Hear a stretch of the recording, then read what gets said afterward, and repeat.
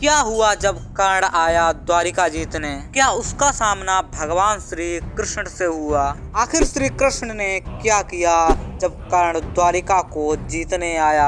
आगे बढ़ने से पहले इस वीडियो को लाइक कर दीजिए और कमेंट में जय श्री कृष्ण लिखना ना भूलें। साथ ही ऐसी ही वीडियोस देखने के लिए इस चैनल को सब्सक्राइब जरूर करें। आप भी ये सुनकर चौंक जाएंगे जब श्री कृष्ण और कर्ण का हुआ आमना सामना। वैसे तो कर्ण को दुनिया के सबसे महान धनुर्धरों में से एक माना जाता है, क्योंकि उसके पास ऐसे कई दिव्यास्त्र थे जिनसे वह किसी को भी पराजित कर सकता था।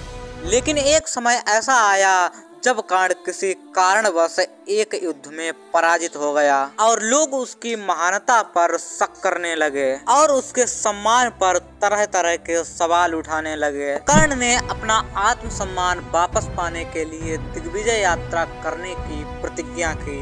यही एक ऐसा कृत्य था जो कर्ण को उसका आत्मसम्मान वापस दिला सकता था।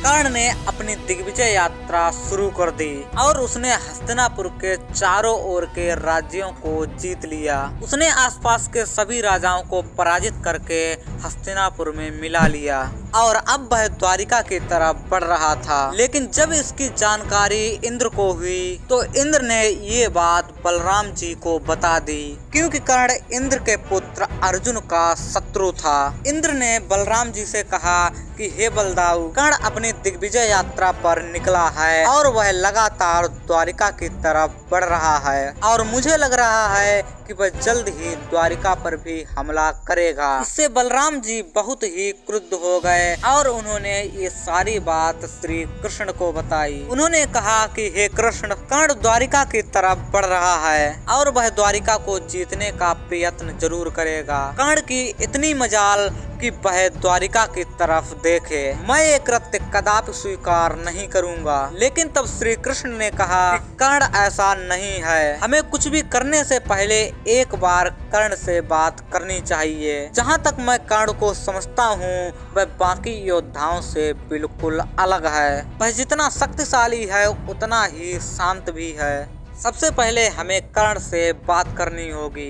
लेकिन बलराम का क्रोध अब भी शांत नहीं हुआ था और उधर कर्ण की सेना लगातार आगे बढ़ रही थी। इधर बलराम भी अपनी सेना को तैयार करने में जुट गए। अब मैदान में कर्ण की सेना और नारायणी सेना का मुकाबला होने वाला था। इस समय बलराम काफी क्रोध में थे। अंततः दोनों सेनाएं एक दूसरे के आमने सामने थीं। तब कर्ण ने बलराम को प्रणाम किया और उनसे कहा कि मैं द्वारिका जीतने की इच्छा से बिल्कुल नहीं आया हूँ। लेकिन फिर भी क्रोधित बलराम ने उन्हें ललकारा और कहा कि कर्ण, मैं तुम्हें युद्ध करने की चुनौती देता हूँ। बलराम ने अपना हल उठा लिया।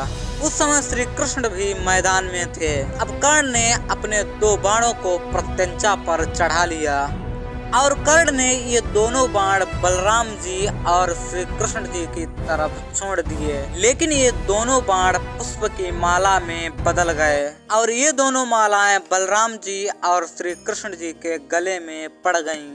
श्री कृष्ण इससे बहुत ही खुश हुए और कर्ण ने कहा कि हे बलराम, मैं द्वारिका जीतने बिल्कुल नहीं आया हूँ। मैं जानता हूँ मेरी सेना नारायणी सेना का मुकाबला नहीं कर सकती और ना ही मैं आपका मुकाबला कर सकता हूँ और इसीलिए मैं द्वारिका को जीतने नहीं बल्कि उससे संधि करने आया हूँ। कृपया आप मेरी इस संधि को स्वीकार करें। तब बलराम जी बहुत ही प्रसन्न हुए और उन्होंने कहा, हे कर्ण, मैं तुमसे बहुत ही प्रसन्न हूँ। मुझे ये संधि स्वीकार है।